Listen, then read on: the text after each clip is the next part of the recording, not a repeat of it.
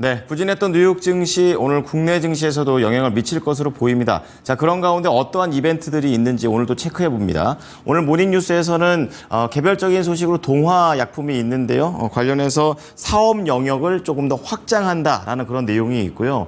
또 우리 시장에서 또 지수가 움직이지 않을 때 또 관련된 테마주 중에 하나가 대왕고래가 되겠습니다. 해외 쪽에서의 석유사들이 계속해서 지속적인 관심을 보인다라는 부분들 체크해 보시고요. 그리고 밸류업과 관련해서 어떠한 종목들이 있고 가능성이 어디가 높은지 알아보도록 하겠습니다. 자, 권미랑 캐스터 내용 전해주시죠. 네, 월요일장 오늘 영향을 줄 수 있는 뉴스들 확인해 보도록 하겠습니다. 6가지 헤드라인으로 먼저 추려볼 텐데요. 디램 가격이 하락 전환한 가운데 반도체 다운사이클 진입 여부에 대한 의견이 분분합니다. 동화약품이 1,600억 원의 하이로닉을 인수했습니다. 젠백스가 치료제 없는 뇌질환 신약 개발할 것이라고 밝혔습니다. 대왕고래 프로젝트에 관심을 갖고 있는 해외 석유사들이 우리나라를 또 방문합니다. 주주환원 곳간이 든든한 밸류업 지수 편입 후보들이 꼽히고 있습니다. 개인들이 시총 50대 종목 가운데 절반에서 물려 있다고 하는데요. 특히 카카오, LG화학, 반토막이 나 있습니다. 먼저 디램 가격이 하락 전환했다는 소식부터 살펴보도록 할 텐데요. 반도체 업황 회복과 함께 약 1년간 오르던 메모리 디램 가격이 상승세를 멈추고 소폭 하락 전환했습니다. 이에 반도체 업황이 고점을 찍고 다시 다운사이클에 진입하는 것 아니냐는 우려가 나오는 동시에 한켠에서는 일시적인 가격 하락이라는 분석도 나오고 있는데요. 어제 시장조사업체 디램 익스체인지에 따르면 PC용 디램 레거시 제품의 지난 8월 평균 고정거래 가격은 전달보다 2.38% 내린 2달러 5센트로 집계됐습니다. 디램 가격은 지난해 10월부터 상승세를 보이다가 올해 5월에서 7월 석 달간 2달러 10센트에서 보합권을 유지한 이후에 지난달 하락 전환한 것인데요. 반도체 시장 선행 지표로 불리는 디램 현물 가격 역시 지난해 9월부터 이어진 상승세가 한풀 꺾였습니다. 앞서 글로벌 경기 침체로 인한 전방 IT 수요 부진 여파로 반도체 불황의 골이 깊어져 디램 가격이 2022년 2월 이후에 1년 반 동안 내리막길을 걷기도 했는데요. 이후에 공급업체의 감산 효과와 재고 소진 등이 맞물리면서 업황이 되살아나면서 지난해 9월부터 가격이 본격적으로 반등을 했었죠. 이후에 수요가 계속 부진하고 경기 침체가 길어지는 와중에 디램 가격이 하락세로 전환하자 반도체 다운사이클의 진입에 대한 우려가 불거졌습니다. 특히 글로벌 투자은행 모건 스탠리가 지난달 20일 고점을 준비하다라는 제목의 반도체 산업 보고서를 내 AI 고점론에 불을 붙인 상황인데요. 모건 스탠리는 AI를 둘러싼 흥분 속에서 반도체와 테크 하드웨어의 경기 순환적 특징을 놓치지 말아야 한다라면서 반도체 사이클이 고점에 근접해 있다고 진단했습니다. 앞서 모건 스탠리는 2021년 8월 발간했었던 반도체 겨울이 온다라는 보고서로 반도체 업황 다운사이클을 정확하게 예측해 화제를 모으기도 했습니다. 이번에도 과연 증시 이 반도체 업종의 전망 적중하게 될지 주목이 되고 있는데요. 가뜩이나 아래 공포로 예민해진 이 주식시장, 특히 미국장도 금요일장에 급락을 하게 되면서 오늘 월요일장에 반도체주에 대한 부담도 큽니다. 반도체 관련주 오늘 잘 지켜보셔야 되겠는데요. 삼성전자, SK하이닉스, 한미반도체, 원희 IPS, DI, 동진세미캠 등의 종목을 꼽을 수가 있습니다.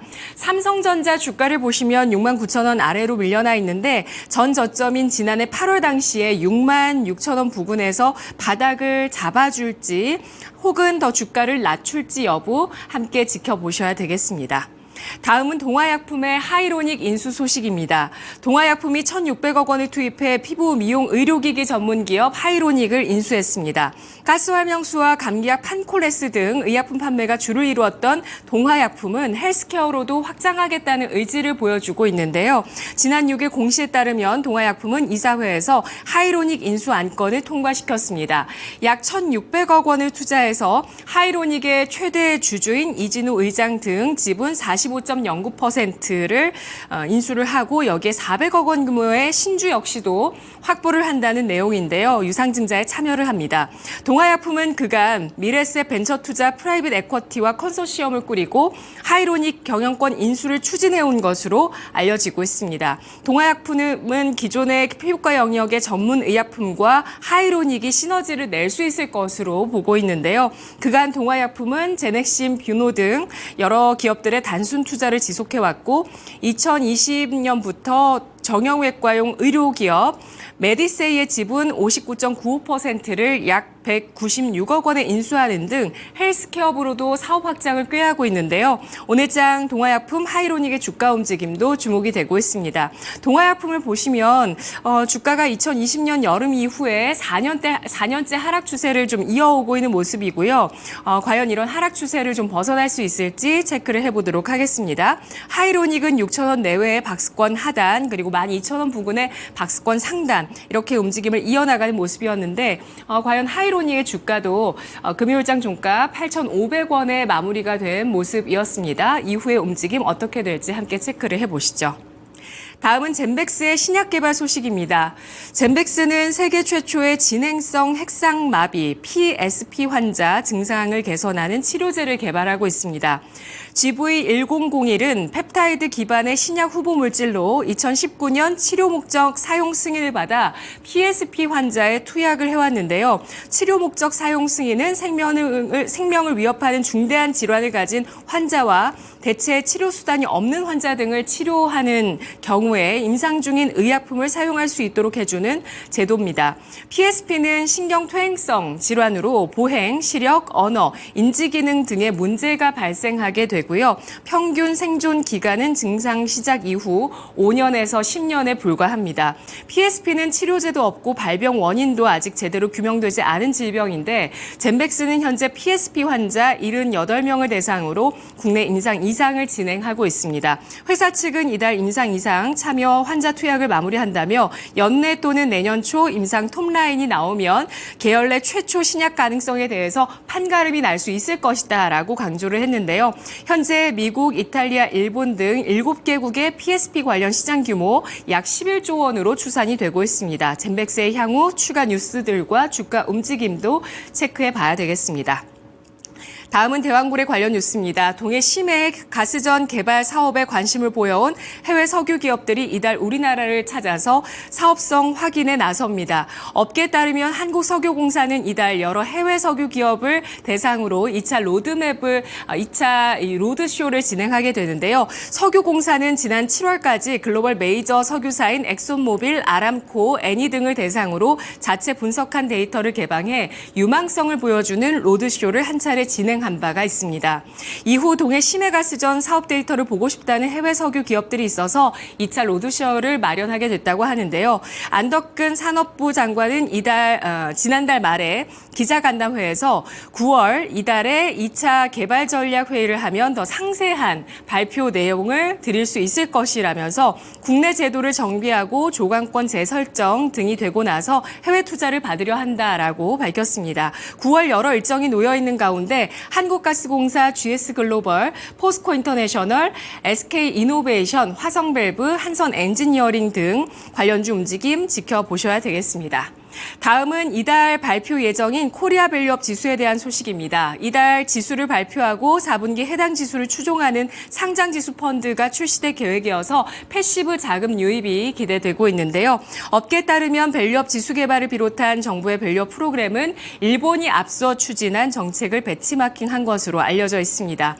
한국투자증권은 JPX 프라임 150 지수의 구성 종목은 시가총액 상위 500개 기업 가운데 자기 자본 수익률 ROE가 자기 자본 비용 COE보다 높으면서 8% 이상이고 PBR 1배를 초과하는 150개 기업으로 선정됐다라고 설명을 했는데요. 올해 ROE 컨센서스가 가장 큰 종목은 실리콘2이며 64.6%에 달했습니다. 다만 PBR이 10배가 넘게 거래되고 있어서 시장에서 높은 가치로 평가가 되고 있는 상황인데요. 이 밖에도 VT, 제이시스 메디칼, 클래시스 CNC 인터내셔널 등 올해 ROE 컨센서스 상위 종목 가운데 이 10개 중 절반이 K뷰티 관련주였다고 하는데요.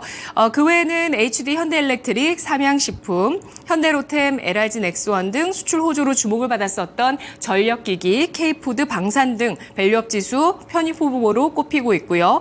또한 코미코, PNT, 파크시스템스, PSK홀딩스, 솔브레인, TMC 등도 꾸준한 수익성을 주목되고 있는 종목으로 꼽히고 있습니다.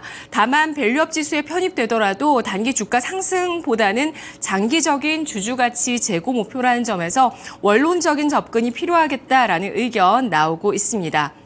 마지막으로 개인 투자자들의 수익률 소식인데요. 국내 증시에 투자하는 개인들이 시가총액 상위 50개 종목 가운데 절반 이상에서 손실을 보고 있는 것으로 나타났습니다. 시총 상위 50개 가운데 개인 투자자들이 보유한 절반 이상인 26개 종목에서 평균 수익 마이너스를 기록하고 있다고 하는데요. 네이버페이 마이데이터 자산관리 서비스와 연동된 계좌 기준으로 가장 손실률이 큰 종목은 마이너스 62%대를 기록하고 있는 카카오였습니다. 그 외 카카오뱅크, H&M, LG화학, 에코프로 등도 40에서 50% 내외의 손실 중이라고 하는데요. 반면에 미국 시가총액 상위 50대 종목 가운데 44개 종목은 수익이 나고 있어서 대조적이었습니다. 전문가들은 20, 30대 청년층들을 중심으로 한국 증시 이탈 현상이 뚜렷하다면서 대책을 마련하지 않으면 국내 증시 위축이 빨라질 수 있을 것이라고 지적했습니다. 지금까지 6가지 모닝 뉴스였습니다.